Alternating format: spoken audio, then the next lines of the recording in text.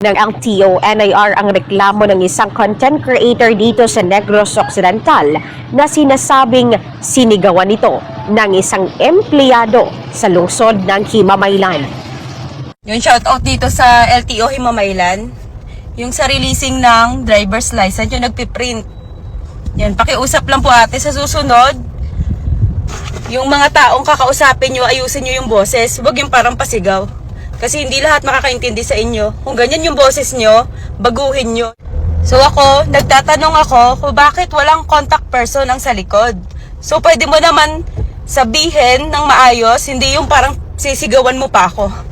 Magsasagawa ng angkop na hakbang ang Land Transportation Office Negros Island Region tungkol sa reklamo ng isang content creator na sinasabing sinigawan ito ng isang empleyado ng LTO sa lungsod ng Himamaylan matapos magtanong tungkol sa pinoproseso na driver's license. Ibinahagi ni Erica Vlogs ang nangyari kung saan tinanong niya ang empleyado kung bakit walang nakasulat na taong maaaring tawagan o makontak sa likod ng driver's license. Subalit sinasabing pasigaw itong sinagot ng empleyado.